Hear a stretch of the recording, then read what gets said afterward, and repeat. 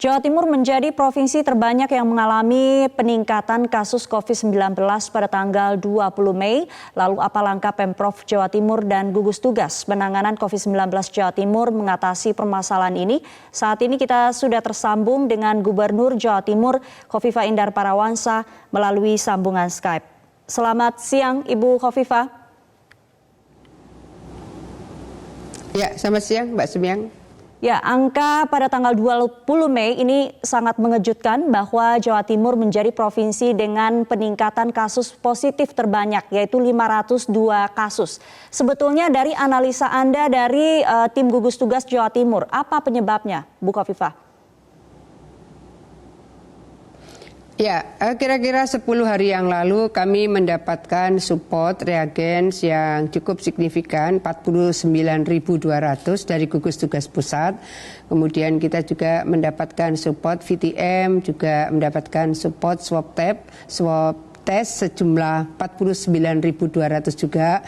Lalu kita juga mendapatkan support rapid test sebesar 40.000 dan ini menjadikan proses test kit yang kita punya bisa dilakukan secara masif. Testing secara masif itu memang kemudian sudah harus bisa diprediksi kemungkinan akan ditemukan yang rapid test kemudian reaktif atau kemudian yang reaktif kita swab sehingga PCR-nya positif dan itu akhirnya tracing-nya lebih masif. Ketika tracing lebih masif maka testingnya juga lebih masif dan ketika kemudian ditemukan ternyata yang positif melalui PCR test itu juga karena lab kami sekarang sudah ada 6. Dulu lab ini ada di ITD dan ada BPTKL. Sekarang sudah ada 6 lab jadi memang memungkinkan untuk bisa melakukan testing lebih banyak, lebih progresif, tracing lebih progresif dan lab yang memungkinkan untuk bisa memberikan percepatan dari seluruh proses swab test yang dilakukan. Jadi hal ini kemudian kita siapkan insya Allah mulai sore ini rumah sakit lapangan yang bisa menampung sampai dengan 500 pasien. Insya Allah sudah akan bisa dimulai. Jadi mereka yang terkonfirmasi positif, gejala ringan dan sedang, mereka akan kita arahkan untuk ke rumah sakit lapangan. Insya Allah alkesnya, nakesnya sudah siap dan yang masuk kategori berat kita masukkan ke rumah sakit rujukan utama. Baik, ya. Bu Khofifah, sebetulnya kita tahu bahwa PSBB ini sudah diterapkan di Surabaya Raya selama 4 pekan, kemudian juga diterapkan di Malang Raya. Apakah bisa dikatakan bahwa ini belum berjalan efektif? Kalau di Malang Raya insya Allah cukup efektif. Karena pada dasarnya sesungguhnya efektivitas PSBB ini harus bottom up proses. Jadi misalnya kalau selevel RT semuanya mendisiplinkan warganya, kemudian RW juga, kemudian ada law enforcement yang cukup dari RW, dari lurah, kemudian dari camat dan dari wali kota atau bupati, maka insya Allah akan memberikan efektivitas yang tinggi. Tapi kalau misalnya format-format yang memungkinkan untuk bisa melakukan pencegahan, misalnya kerumunan massa. Setiap ada kerumunan massa, maka potensial terhadap kemungkinan terjadinya penyebaran virus COVID-19 ini. Nah, di beberapa titik misalnya kami sudah lebih 1 bulan minta untuk disiapkan pasar dengan format physical distancing. Seperti apa formatnya? Salah satunya adalah dengan genap ganjil. Di Kota Malang 26 pasar, sekarang 26-nya semuanya menerapkan format ganjil genap. Kalau sekarang misalnya tanggal 22 berarti yang genap yang buka. Kalau besok 23 jadi yang ganjil yang buka.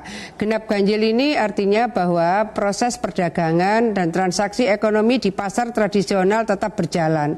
Masyarakat tetap bisa akses apa yang kebutuhan kalori, kebutuhan protein, mereka tetap bisa akses. Tapi physical distancing ini akan terjaga karena kalau tanggal ganjil yang ganjil saja yang buka. Tanggal genap maka genap saja yang buka. Nah, semua toko, semua bedak itu diberikan penomoran. Saya seminggu yang lalu bersama Pak Pangdam dan Pak Kapolda juga sudah menengok pasar ganjil genap ini. Ke 26 misalnya pasar tradisional di Kota Malang juga sudah ganjil genap. Di Kabupaten Malang 24 pasar tradisional juga sudah menggunakan format ganjil genap. Hari ini saya meminta kepada Dinas Perindak untuk mengkoordinasikan ganjil genap di beberapa titik lain termasuk di Surabaya. Jadi kita memang meminta sangat bahwa Disperindak misalnya, PD Pasar misalnya, tidak hanya yang berbasis PSBB, tapi semua di Jawa Timur memang sudah harus bisa mewajibkan physical distancing, mewajibkan menggunakan masker dan seterusnya. Bu Kofifa, dari angka yang terus meningkat di Jawa Timur, khususnya di kota Surabaya, dari evaluasi Anda dan juga tim gugus tugas Jawa Timur, secara keseluruhan penanganan preventif, kuratif, dan tracing, faktor mana yang menurut Anda harus diperkuat untuk menekan bertambahnya kasus positif di Jawa Timur? Ya, semua lini kan kita mestinya preventif. Ini harus dikata preventif. Baru kemudian kita akan melakukan tracing, baru kemudian kita melakukan proses kuratif.